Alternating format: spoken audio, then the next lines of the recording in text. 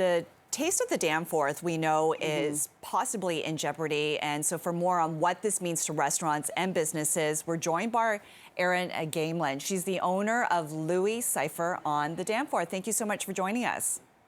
Good morning.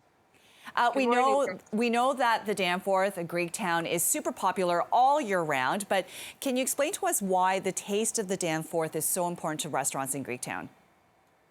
Well, the Taste of the Danforth, especially for those restaurants that have not been able to participate in the Cafe TO program, which has been phenomenal for those of us who could, it marks the largest income revenue stream for businesses and restaurants for the entire year. So Taste is a big, important weekend for all the restaurants and businesses on the Danforth. And Erin, what will it mean to your business if this year's festival doesn't go ahead? Well, let me correct the record. This year's festival will go ahead. They are working very closely with the city, and I know Paula Fletcher is, quote unquote, going to move heaven and earth to make it happen. There's some logistical changes with the bike lanes and Cafe TO, which we're all happy to have. That has, thrown a little bit of a wrench into the organization of the event, but the event is not off. I know that everybody's working very hard with the city and the BIA, communicating to make sure that we can still have this weekend happen. So I know the rumors are flying out there that it's not going to happen. It might not happen, but they are confident that they will make it happen. It might look a little bit different. To do Taste of the Danforth, it's a $500,000 endeavor. And we need sponsors for that. And in order for us to have sponsors, we need road space. And we're working with the city, or the BIA is working with the city to make sure that we can make it as seamless as possible. So I know there's a lot of fear that it's not going to happen, but I feel very confident that it will still happen. It'll just look a little bit different than it has in prior years. Listen, I know how important the Taste of the Danforth event is for that area, but it does seem like things are up in the air because there's still a lot of things that have to be dealt with, especially when we spoke to the City of Toronto yesterday. So talk to us a bit about the challenges in terms of getting sponsorship. We know the bike lanes are taking up a lot of space, and then you've got those concrete fixtures in place. And so logistically, this is really challenging.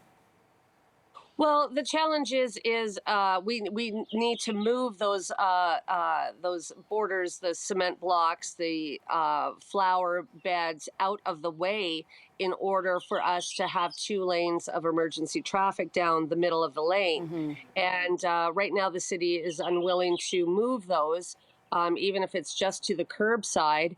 And so I know the BIA is talking about getting an event planner to help us figure out the logistics of having sponsors in other areas, because in prior years it was kind of a zigzag along the street for emergency vehicles.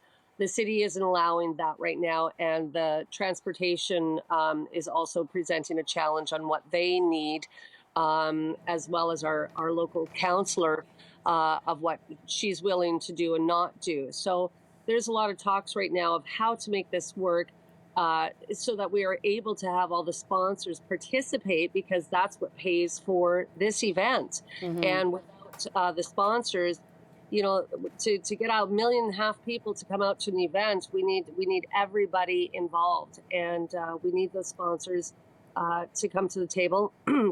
And if we can't have all of them, then this is going to be a very costly endeavor for the BIA. And the whole point of Taste of the Danforth is to help support all of these businesses that have been suffering for the last 2 years or don't have participation in in the Cafe TO program.